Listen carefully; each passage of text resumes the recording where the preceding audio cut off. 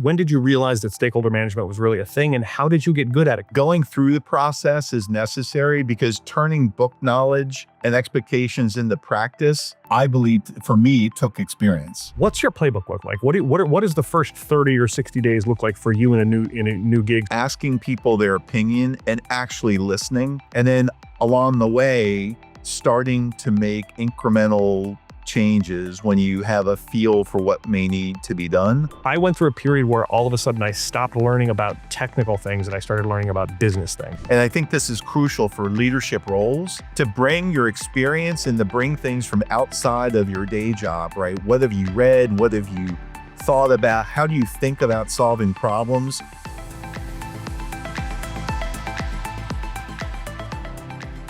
All right, okay, so we're here now and everything's good and nothing's gonna go wrong and the technology, and it's gonna be amazing, okay?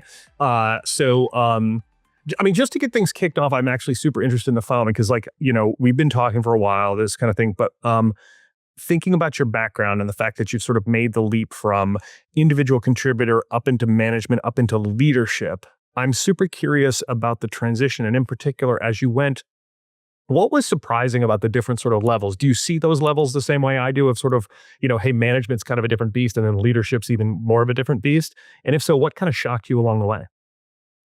I agree with you. I think it's a different experience and it's a different set of expectations. I think just doing well and doing your job I think was crucial, right? When you were being an individual contributor. What I find is, moving to management, I spend a lot more time with things like people and helping people to get their work done, helping people grow their careers. Stakeholder management really became important, and sustaining stakeholder management was very important. Planning, coordination, strategy, those things as a practice, an ongoing practice, not point-in-time efforts, that it really did shift. But having the ability as needed to go into delivery mode, to go into execution mode, to really know what good looks like is crucial, and it also colors that transition as well for me. Pulling on that for just a second, because I'm super interested. Like, I remember specifically in my career moment where I realized that stakeholder management was really important. And I realized it because I was doing a terrible job. And I had some very, very irritated people who were basically like, your job isn't to write software, your job is to manage this team and keep us updated on how they're writing software, that kind of thing, right? Was there a set of moments? When did you realize that stakeholder management was really a thing, and how did you get good at it? Because it's not, I didn't read a book. I had to scramble to figure it out. Like how did you figure it out? Were there things you read? Were there just like lessons learned? Well, what did that situation look like? So I've taken plenty of classes, and I think many of us have training and alike, but it wasn't until I experienced it, and Matt, very similar to you, I got some very direct feedback, and I thought I was doing great until I heard it. So I think I find, for me and maybe for others, going through the process is necessary because turning book knowledge and expectations into practice, I believe, for me, took experience. Okay, that makes tons of sense. And so then thinking about that, when I go to a new job, right? Like when I used to go to a new job as an individual contributor, there were certain things I did. I had sort of the playbook of like, okay, I get my stuff set up and I get the technology wired up and I figure out where all the things are and this kind of stuff, And now as a leader, when I go to a new place, my playbook is significantly different. So I'm kind of curious, as you go to a new job as a person who's going to then be the leader of the function, what's your playbook look like? What does the first 30 or 60 days look like for you in a new gig, so that you make sure that you end up stepping into good stakeholder management and good strategy and all of that kind of stuff? How do you do that? I really find it's a listening tour is very helpful. Asking people their opinion and actually listening. And there are so many different kinds of stakeholders. You have your team is a stakeholder. Your managers on your team are stakeholders. Their peers in other parts of the organization are stakeholders. Business teams, legal compliance, the board. That listening tour is important because whatever's been going on prior to you, you're going to get feedback on what they liked and what they didn't like. And I think that's crucial. And then along the way, starting to make incremental changes when you have a feel for what may need to be done. And I think that iterative process of focused, purposeful listening tour, um, playing it back to yourself, incremental improvements, and repeating, I think is crucial until you can start to get your feet on the ground. When you think about that, because now I'm going to look for some specific advice here, because one of the things I've always found challenging, you come into a new organization, you don't have the credibility, like you're new, right? Like nobody knows you, and you're going to end up sitting down across the table from an executive or another stakeholder of your team, and you're going to be like, "Hey, tell me what you need." I've found historically that like I don't often get the first pass at that. I don't get the straight dope, because they're sort of trying to suss out like, is this guy a Muppet? This kind of thing, right? I'm curious, do you have a go-to set? Like do you have questions where you're like, these are the ones that I ask that are kind of good probing questions? Or how do you make sure that you're getting to the root of like the real deal? Hopefully that question makes sense, but I always find that there's like the sort of the surface layer, and then there's the layer underneath, which is the thing you actually need. And how do you make sure in those stakeholder listening tours that you're actually getting underneath there? It's a really good point, right? And what I believe it's persistence and repetition and cross roughing. So there are a set of questions I have, and the questions are things like, who are you? What do you do? What problems do you encounter every day for you getting your job done? Like those are maybe more team things.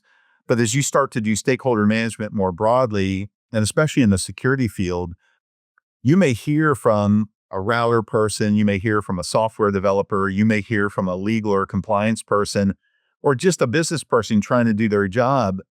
It's like, oh, your training takes too long.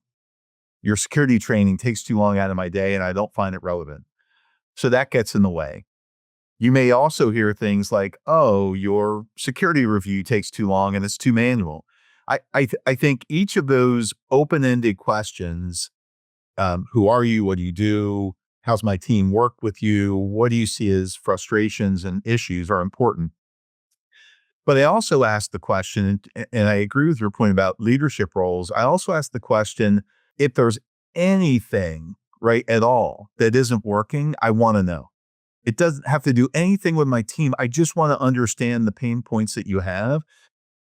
Invariably, you'll start hearing a slightly different message. And part of that message is like, oh, well, this regulatory issue, or there's not enough budget for me to do X, Y, and Z PDQ. And as you start to probe down that, you really start finding some interesting things that you can pull together as part of the listening tour that you may not get as just some perfunctory response that you may have to the top three questions. So when I talk about persistence and repetition, it's really an opportunity to get people to talk to you. And more than just bullets, more than just maybe what's top of mind. And I think that probing inquisition will be valuable. I also recognize if you work in a big organization, tens of thousands of people, you may not have the luxury of spending that kind of time. So there's a balance to that as well about what kind of depth, what kind of breadth. And then it's that constant boiling of those things together, bringing those things together that will allow you to suss through things. And that's just one last thing about that too, is as you go to multiple companies, you really can start to be cognizant of what people are actually telling you. Like whatever words they may be saying, but you'll actually start to hear what they're saying, what they mean to say. And in some cases, you can quickly determine it's like you have another agenda that you want to have, or another message, right? I don't think people are evil. In some cases, right, it could be like, you're the new person, and I want to make sure I tell you the things I want to have done, or you may want to hear. That's fine. But there's other things that you want to suss out of that relationship, and that may take time. That I'll say, if I have, I mean, of the many deficits I may have in leadership, one of them is I don't tend to do well with the corporate euphemisms. So like one of the things I found is like you'll have a project and the project didn't go well, right? It was a disaster from start to finish, and so you'll end up in the retro for that, and people will be like, it was a challenging project, And I usually walk in, I'm like, it was a goat rodeo wrapped in a disaster. This was terrible, and people then tell, but being able to then come in and be like, and I'm not blaming anybody. Everybody calm down. Like I mean, it's a safe space. It's just that I think like, you want to call it what it is. And like, let's not dress this up too much as a general thing. And Matt, just to build on that, I think it was a very, very good point. So firstly, I use the phrase goat rodeo on a very regular basis because it's an apt description for things. Oh yeah. But I think too, what I ask and probe on regularly is, let's get proper nouns in place. Like you mentioned, they, them, the team. It was challenging. The details are going to be illuminating in all those cases, right? Can you just explain a little bit more? And I think you have the grace and the opportunity, being new, to really get into some of those details. Not all the time, right? But to get into some details, can you just give me a name? Can you show me like how that was? And there's probably inappropriate to do that at a board meeting, maybe more appropriate on a one-on-one for something. So there's judgment to be applied there too. But I think sussing out the details is going to be helpful because I find context is gold. And if you have enough context, you're going to be able to understand and say, oh, that's what you mean in this new organization. That's what challenging actually means. It's, I don't like the person. Or that's what challenging means, which is there's not enough budget. Or that's what challenging means, my boss doesn't allow me to go off script. Okay. Yeah. That context is going to be helpful because otherwise your perception may put you on a path that's not going to be helpful in the long term for you as you execute the strategy. And a kind of an idiosyncratic question off of this, but it's one I'm absolutely fascinated about because you and I talked before about this idea of like, the emotional state of work, right? And like how people feel at work. And one of the things I think is really important is when you're leading an organization, particularly in a challenging time or particularly during and after a challenging situation, is to have that ability for people to feel safe. We're all status-oriented mammals and the liminal system kicks up and all of a sudden, or the limbic system kicks up and all of a sudden everybody's like existentially worried. And as a leader, I can come in and kind of set the tone and I can be like, yeah, no, I mean, this has gone really badly, right? No one's going to die because of it, right? Everyone was going to wake up and like literally I have had situations where things have gone badly. And if I come in and been like, before we do anything else, everybody just realize that tomorrow morning, everyone's going to wake up and have breakfast. Just embrace that truth. All right. No one's going to die because of this. It's a terrible situation. Now let's get to work. And like, there's this exhalation that you see of like, oh, thank God. All right. Yeah. I'm super curious. Like, have you had a similar kind of like when you're thinking about what it takes to build a team and build the ethos to tackle hard situations where there's risk and there's protect status threat and things like this, like, are there things that you tend to do, things you tend to go back to that help build that sort of psychological safety into the team? There are, I think in particular when there's either been a failure to meet expectations tactically or strategically, and that's the role that you're coming in, right? To evaluate what's going on and make changes. I think it's crucial to be straightforward with people. I think it's crucial to be empathetic. It's crucial to be sympathetic. It's crucial to listen. And it's crucial to make sure that it's very clear that you're letting people know that's bad. That really didn't work out. And there are implications for it, right? The implications could be the firm could go away. The implications could be the team could go away. You're right. We should talk. We should make sure that that's an open dialogue.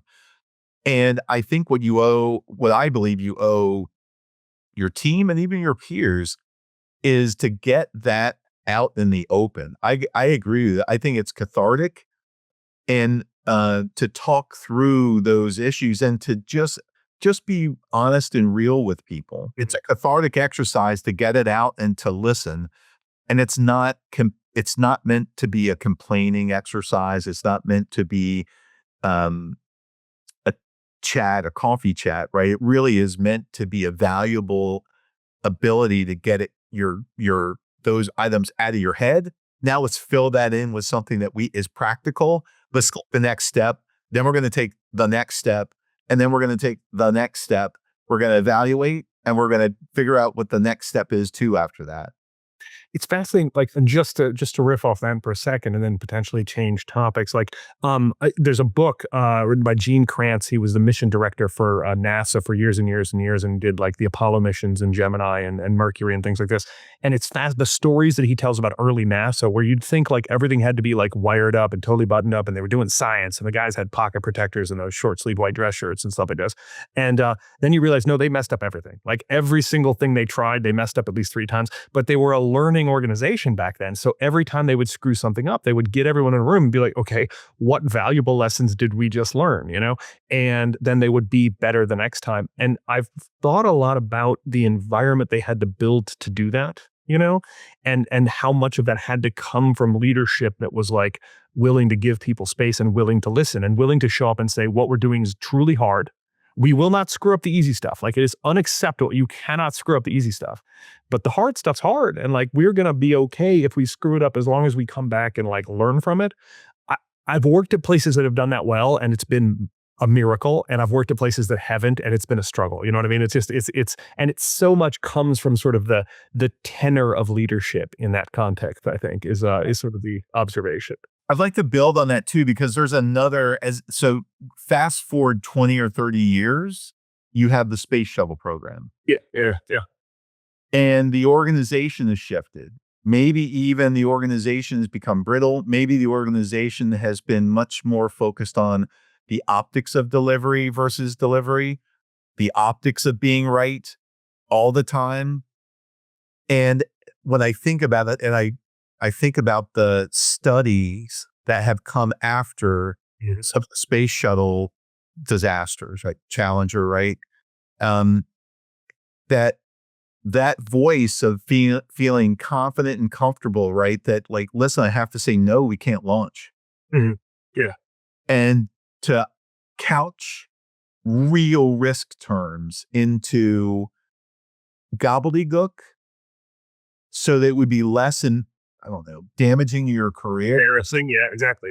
Yeah. It's interesting how that kind of learning organization, whether it's a startup that grows ARR over time, maybe gets acquired into another organization, and that organization really gets bigger, it's crucial to be looking at the kind of environment over time as well that has been created and what's valued. So, great point about the early days.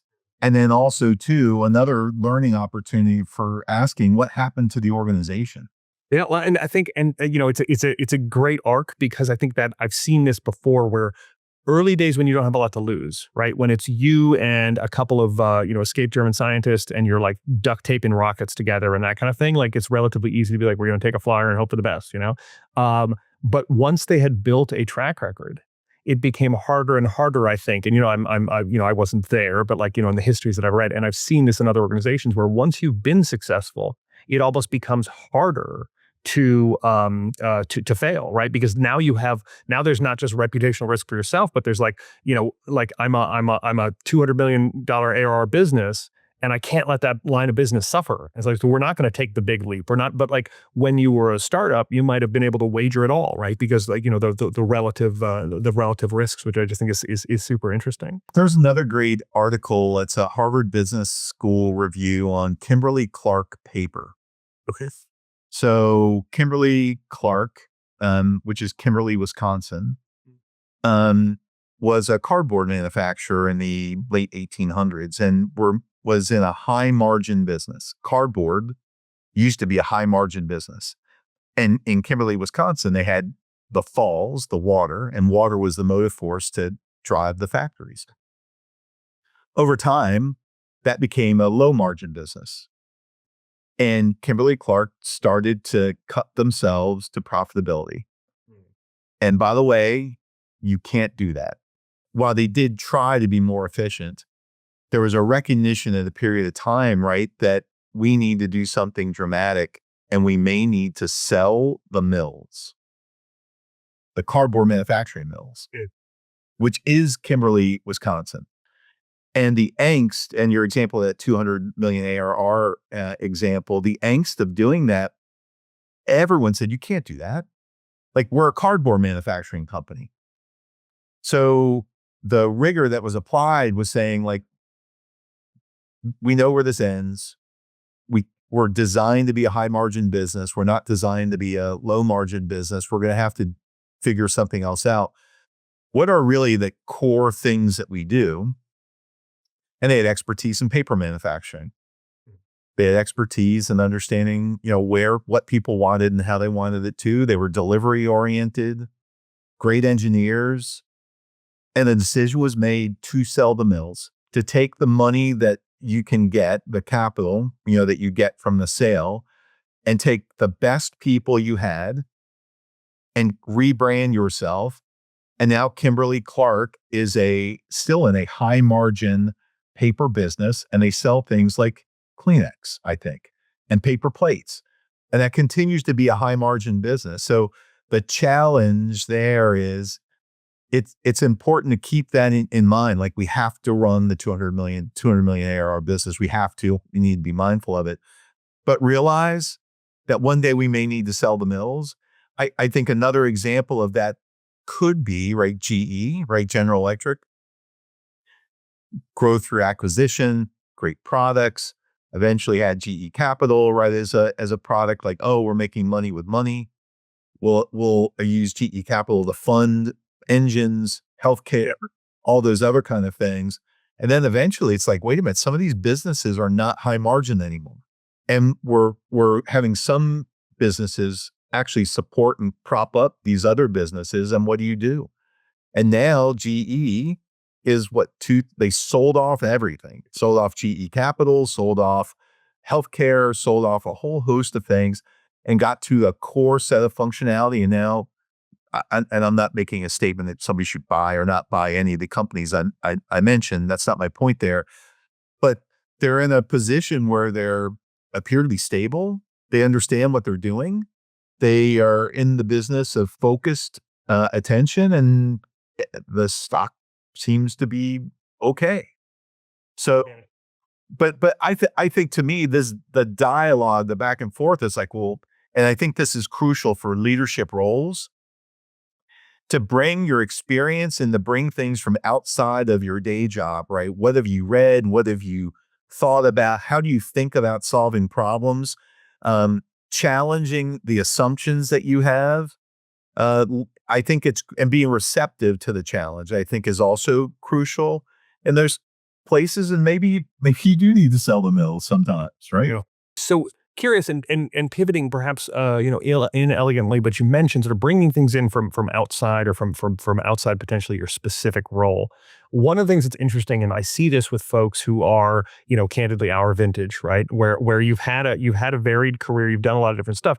I went through a period where all of a sudden I stopped learning about technical things and I started learning about business things, right? Because my job required more and more sort of meeting with the business and understanding more about sort of how business works and things like this. I'm super curious, as you're thinking about it, if you were giving advice to a younger you, like someone who's maybe they're just starting out, or maybe they're doing the first big career transition, something like this, like what skills or what sort of like other talents did you develop that you've been like, yes, if I had either done that earlier, or man, I'm really glad I learned about finance or accounting, or whatever it was that might have shocked a younger you that you learned and were really powerful in your career trajectory? I didn't realize how valuable my political science degree was going to be. So I'm a political science major, international relations, like most cybersecurity professionals. And they're not, by the way.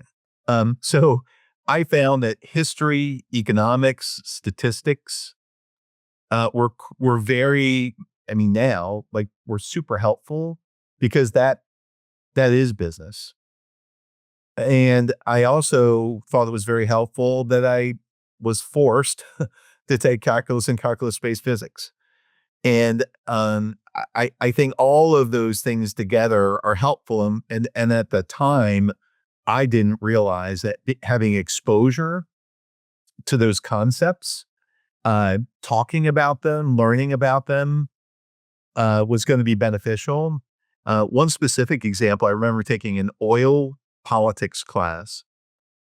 Fast forward 20 years or so, 15 years, something like that. And I'm in I'm working for an investment bank, and go figure, right? We bought a power generation company, and also go figure that we are invested in the Middle East. And having some minimum, right, very minimum framework to think about that set of subjects was helpful. It was comforting, and it allowed me, as I was speaking with the business, to have some baseline of context and reference to have a conversation with them. That's fascinating. So I'll share a similar sort of thing. I did a lot of, like, when I was an undergrad, I actually started out in sort of a sociology program. So, like, very much like liberal arts, and then transferred into electrical engineering, right? So, like, went, from one end of that continuum to the other.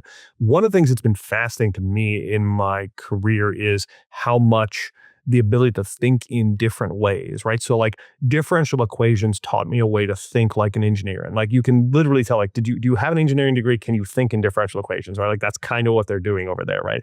And then it's like, can you think like like an accountant could think? Can you think like a sociologist would think? And, like, these different things. The example I would bring up is, like, when we were building out a facility years ago, I was building out a facility in Asia Pac. And what was fascinating was the number of people we had to bring together. Like, we had facilities people we had to bring in. We had some physical security people. We had some cybersecurity people. We had some HR folk. And every single one of them brought in a series of, like, these are the top priorities that were all vastly different. And when they worked together, like, the ability to sort of try to see it from their different perspectives. And I remember one time in particular, we were doing a walkthrough of the facility, right? And everybody was noticing different things. Like, you literally watch, like, the cybersecurity people were, like, looking around being like, okay, well, that's the thing. And then, like, the physical security person was like, this needs to be on the second floor, ladies and gentlemen. Like, that's just not negotiable. And then you had, like, the HR folks who were like, well, where's the break room? And this is, like, how many people will it fit? And all. And it's like being able to sort of, not necessarily always or completely, but being able to sort of see the world a little bit through other people's eyes in that context, and realizing that that's actually the really useful thing. It was one of the, probably the largest ahas in my career, was sort of like that kind of thing, and just sort of thinking about it that way. So I want to pivot for a second. I'm super curious, as we think about, like, you and I have talked about this idea of like people having joy in their jobs, right? And, like, as a leader, building an organization, helping people build careers that would be joyful, which is not, in the language of flinty-eyed capitalism, necessarily what people talk a lot about. But I'm super curious, like, one, how did you arrive at that as sort of a goal? And two, like, how do you think about building that in your world? I'm ever grateful for the opportunity I had to serve our country and be an officer in the U.S. Navy. One of the experiences I've had, one of many experiences I had in my career, was close quarter confinement on the ship for months at a time. And that's just the nature of the role. And there are hundreds of people, all with very special skills, that are on that ship, allowing it to conduct its mission. They're from different backgrounds. Some are from the city, some are from, farm, some have college degrees, and some may had barely get out of high school or something. But you're in this environment together, and it's pretty high stress.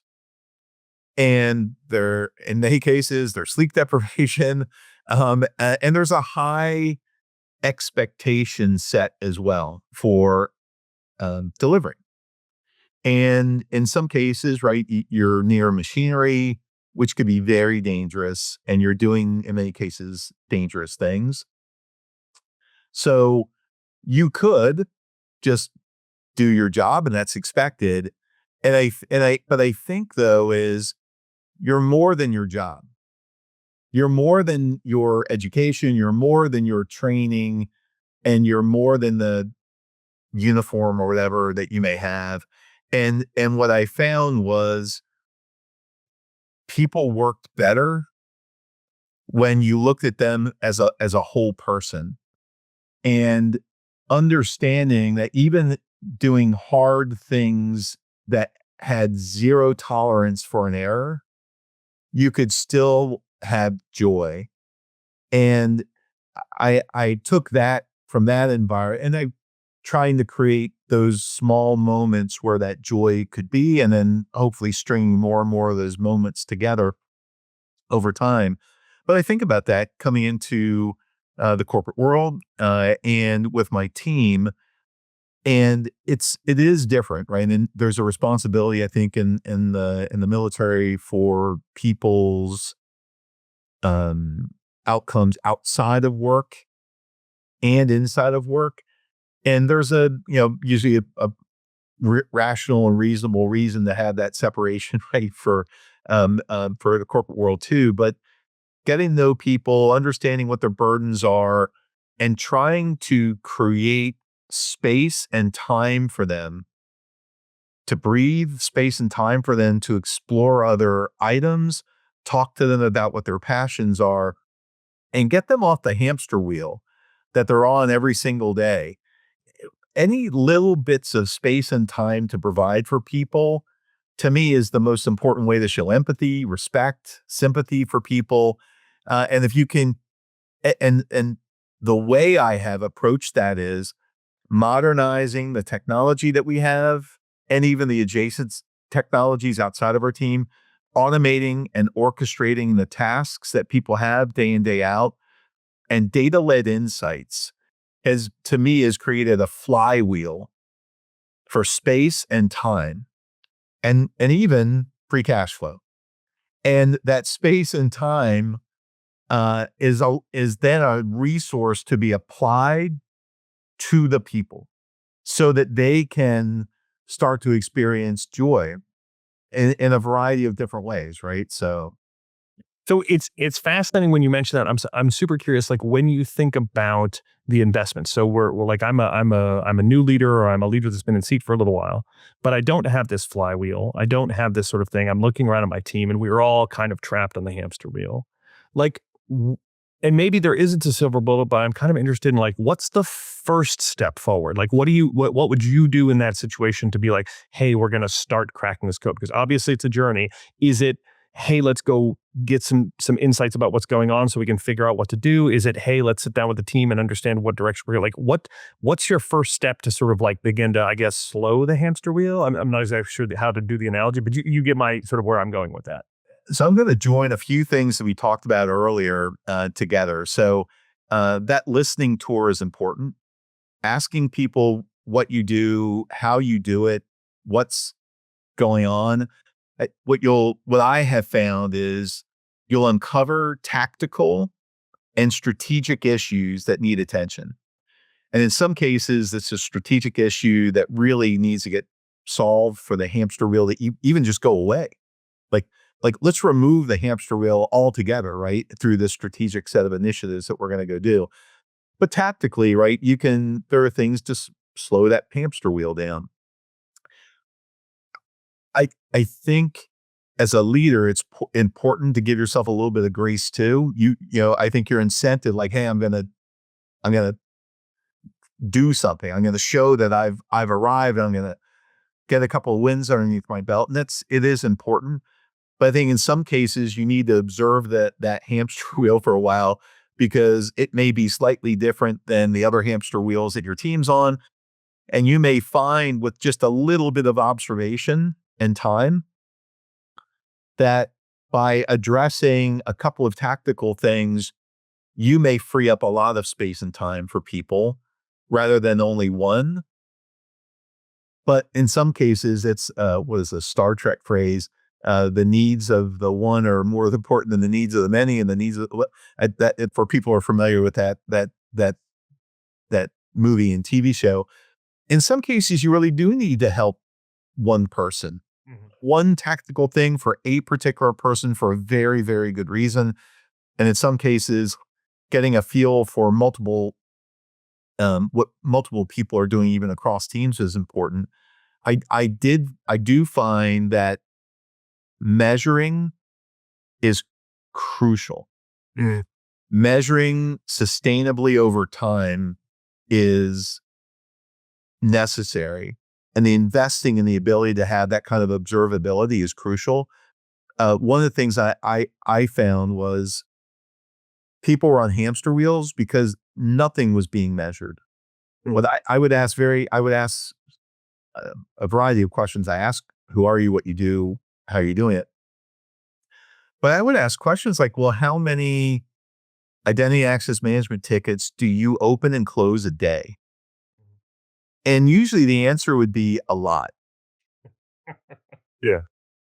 So if you were a chief financial officer and your CEO asked you, what's your revenue and what's your burn rate, and you came back with, it's a bunch, you'd likely be looking for a new job very soon. Yeah. Yeah. And I think in that same way, you can't, what the phrase is, you can't manage what you don't measure. Sure. So starting the practice and the culture of measurement is important. Knowing what to measure is important. Realizing that when you're measuring something, it's not providing any value, stop doing it. Talking to others about what they measure, but something basic like how many tickets you're opening and closing. It took a week or so to get at a kind of coarse grain answer. And then it's like, okay, well, I'm going to come and ask for that again. And then I got another very good answer, which is it took us 6 hours to get the measurements in place because no one ever asked this before. So lots of learning, like so much in that set of small statements. It's like, okay, I'm going to need you to do that again, but I promise that we're going to work on reducing the time it takes for you. But I need to understand how you built the metrics, where you're getting the data, where you took the time. And as you start to decompose that a bit, next thing you know, say it's 2 weeks later. Oh, it only took me 4 hours. Maybe 2 more weeks. Oh, hey, I solved that data issue and now we have an API available. And I got somebody to help me with the API and now it only takes us an hour. And then 2 more weeks later, it's like, hey, I can do it real time now. So as you start to build those capabilities over time, that's crucial. And what it allowed me to do is now that it was easier to get the data, I started asking other questions like, well, what of all these thousands of identity access management tickets to get open and closed, which business unit has the most of them? Which one has the least of them? Do we know why they're sending them to us? As you start to ask those questions, you start digging into the data, these trends popped up like, oh, 80% of the tickets that we have are from one business unit. That business unit has a call center job, and that call center has high turnover. Yeah. And it's like, oh, that's very interesting. Like, if we're going to automate a role for role-based access control, if we're going to automate something like that and assemble a bunch of those entitlements all together, and we could automatically request them, not execute, and what I meant before about tickets, automatically executing them, right? But if we can group them together, automatically execute them, and then roll that back for removal, how much time do you think we would save for you and the business? Oh, wow, 20 hours a week. So that constant questioning, why are we doing these things? The 5 whys, I think that's another good mechanism, right, to get into, and time, right? So over time, I applied that to every single team I had, some in parallel, some serially, but that rigor as a cultural aspect allowed us to make data-led insights.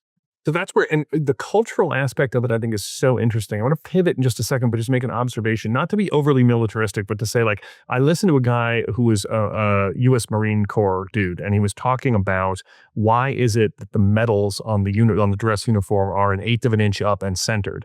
And he's like, do you know why that is? And I was like, well, fascinated, like why? I was expecting some sort of like, lesson from 1872 about why. And he's like, because we made it up. But here's the thing: rigorous and relentless adherence to a standard is important for the operation we're trying to run, right? And I'm like, okay, so that's like they have a cultural touchstone around rigorous and relentless adherence to standards. And like, I mean, you think about the Marine Corps, you're like, of course they do. Like, yeah, that's the business they're in. When I think about learning organizations, building a culture around constantly seeking new information, even if it's not the right one, because I've actually gone into organizations like if I take over operations organizations, a lot of times I'm like, let's just start by measuring something. Actually, don't care what it is. Like, just measure a thing. Like, what's the thing we can measure, and let's just see if we can move it. I don't care if it's like actually that important. I just want to get in the rhythm of thinking about there's a number that might be reasonably important to the business. Let's move it up and down, And it's like that level of sort of culture that you infuse the business with. And if you can do that, it turns into that flywheel and just end up with that kind of magic. And you go into organizations where that's really become part of the ethos.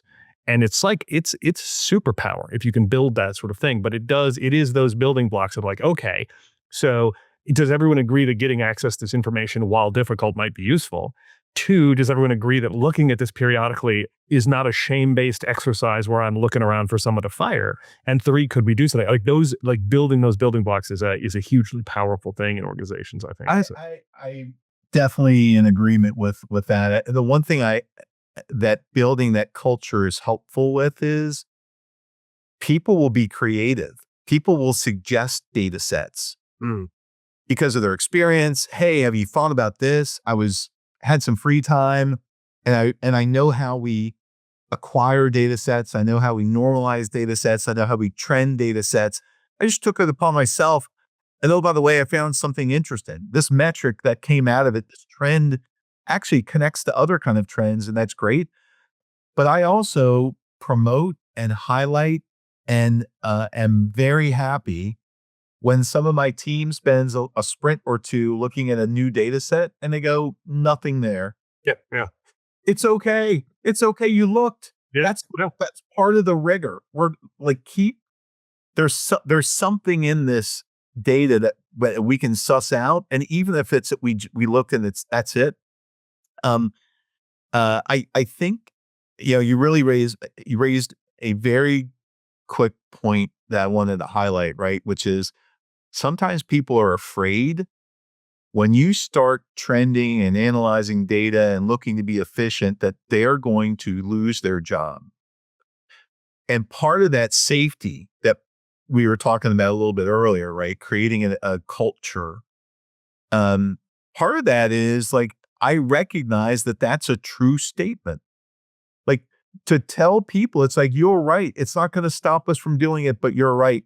But what I commit to is giving you space and time to train, space and time that if you feel like your role could be impacted because of the insight that we're gathering, the automation and orchestration of tasks, or the observation that what we're doing may not be valuable and we should just stop doing it.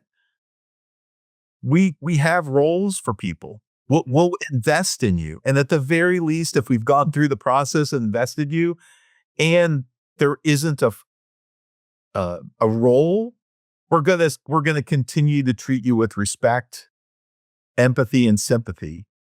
It is fascinating, just and not to get too overly philosophical here, but just say, like, one of the things I do think is fascinating is as we go look at these sorts of things, the fact that I have to be able to hold in my hand as a leader the idea that good people, right, working diligently with high levels of skill can still end up either failing at a task, right, or not being up to a challenge, right? And that's not a moral statement, right? But I think like there's something about sort of like, several hundred years of Calvinism. I don't know what it is, but there's something in here which is like people then take that and be like, oh, if my metrics are trending down, and a leadership pattern of showing up and being like, if it's not up and to the right, I'm going to be doing some shouting. You know what I mean? Versus, hey, let's sit down and be like, okay, like what's going on? Like that's interesting. It's telling us something. Like we didn't get where we needed to go. Like let's unpack it. And that goes back all the way back to that sort of NASA thing of like, how do you as a leader approach with exactly that sort of like, hey, there's respect and there's dignity and there's like the acknowledgement that like actually we're doing difficult things. Again, we're back to like, hey, I want to have an environment where I can ask you some questions, and somebody would just sit there and be like, yeah, no, it went terribly. Like that thing didn't go well because of this, and this, and these are the things we're going to do. Like being able to have that environment. I am sort of curious about this, and I want to, at the risk of ending on AI, right? And we gotta like, I'm basically legally required at this point to ask some question about AI, but like, as you think about this in the as a technology leader, and I'll stipulate that your crystal ball is as foggy as everybody else's, so I'm not looking for like a true prognostication. But how do you think AI changes some of that? Does it change anything about how you're approaching designing an organization or leading an organization or any of the sort of things we've talked about in terms of metrics and management, that sort of thing? Like, what do you think as we pour AI into the modern, technological environment? What does that do to us? I think that really is the question of our age. I think if you have an organization that is practicing the perspiration of learning, practicing the perspiration of data-led insights, AI will just fit in nicely to that culture and rigor. And whatever the outcomes are going to be, the outcomes are going to be from that. I think for some organizations where AI is happening to them, and maybe they're practicing the optics of data insights or the optics of AI, I think some of those organizations are going to have a very bumpy road ahead. So AI is effective search. And I also think that AI as a capability to help make decisions faster for people to facilitate that, I think is tremendous. And people have to be thinking in terms of end-to-end practices and how you're driving change across the business, not just only maybe within your portion of the business, because that to me is the real value of how you can apply AI tools is we can make the business more efficient. We can make the business provide better outcomes for ourselves and our clients.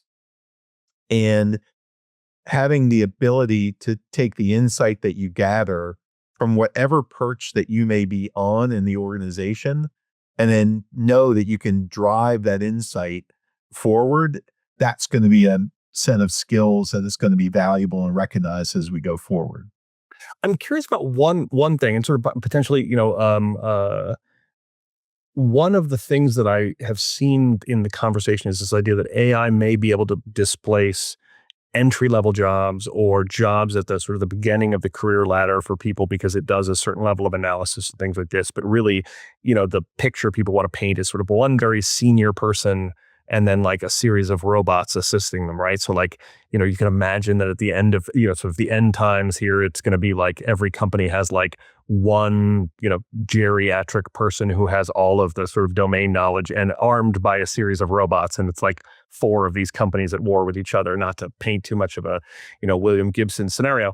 I'm super curious, like when you think about this, how do you think about having been a person who's helped people build careers and find work that they can take joy in and stuff like this? How do you think about mating that up perhaps with that narrative of AI? Do you think that they're wrong and like actually you still need entry level people? Like, how do you think about that?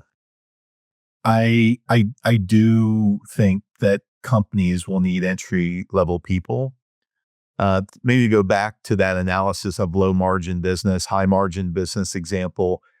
There's probably really good reason, right, to have AI take hamster wheel roles out. And some of those hamster wheel roles are pretty high paid jobs. But to take that cost or friction out of the way a company is operating, I'd want it as a shareholder or as running the company there. Is that really a company? Are people really going to want to do business with them? Question. But what's the next set of innovation?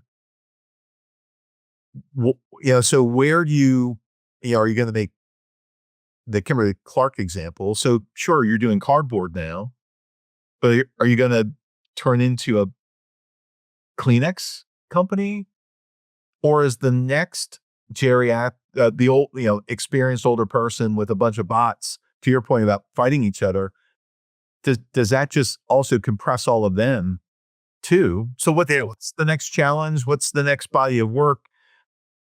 Even if that does turn out to be the case, and then someone's still got to run the AIs. Somebody's got to, still have the power go to the AIs. Like, so I think that there will be new things that happen, but I think it's short-sighted to think that there is no talent coming in for things, because even the old experienced people, I believe that you're going to want to replace them and have a guild capability for them to go through.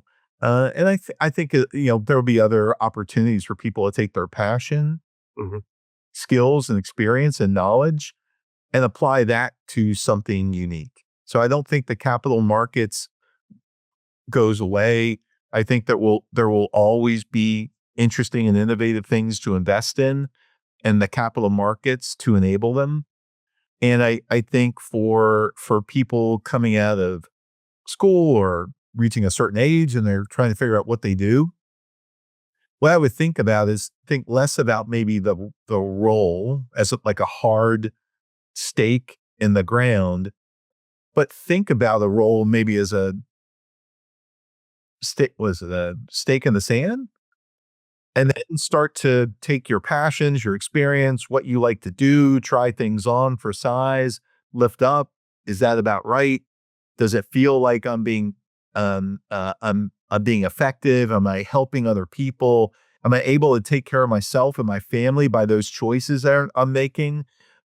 I think that constant revisioning, that learning organization that we were talking about before, it's got to really be an inside. That needs to be part of you, as a person, and how you're creating opportunities not only for yourself and others, but I still think you're going to see individual contributors in this new environment. You're still going to need people with leadership capabilities to lead some of those people and bring them together in that same way. Maybe companies look different in the future as well.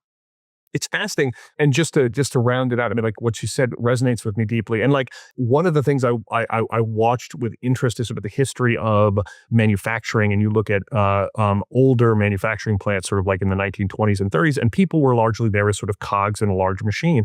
As more and more things got automated, the amount of sort of intellectual effort and the amount of sort of like, training that it took to operate these like higher level machines, it ended up being, like a different collection of skills, but there were still always this collection of skills. And so when I think about that stake in the sand, rather than thinking about a role, I'm not coming out of school with an electrical engineering degree, although maybe I am, but I'm really coming out of school with skills in systems thinking and skills in mathematical reasoning and skills in, data analysis and this sort of stuff. And so when I have those, then the specifics might meet up to robots more, right? And that's one of the things I think is so interesting is like more open ended. Although frankly scarier, right? Like there is a sort of a human comfort in being like I do this kind of work, and as that shifts, it can be a little bit nerve wracking. So my last question was okay, so for folks, what would be one resource or a book or a blog or a couple of books that you would recommend to a listener to stay smart or get smart on things in this topic area? So I'm a big fan of Malcolm Gladwell. I would think books like Tipping Point and Blink. I find those to be helpful. There's a network book by Albert Lacio Barabasi. It's called Linked, Okay. as opposed to Malcolm Gladwell, who also has Blink. But it's a great book on networks and networks, not necessarily computers and routers and stuff, but networks and like Against the Gods, the remarkable story of risk for people who like the history of risk. I found that to be a very fascinating book. Wiring the Winning Organization, Gene Kim, a favorite a favorite author in person. And then I'll leave one book and one blog. The Creative Act by Rick Rubin Okay, I would really recommend people take a look at it's a great story about um, creativity through his lens. And then and for people in the security field, I would really recommend Phil Venable's website, and I think it's philvenables.com. He may have a blog, I'm not sure, but I know he posts on that. But I think Phil really is a luminary in the security space about what good looks like, how to think about a modern chief information security officer position and career. So those are some thoughts I have. Awesome. Well, thank you so much for taking the time. I really appreciate it. And have a great rest of your day. Thank you.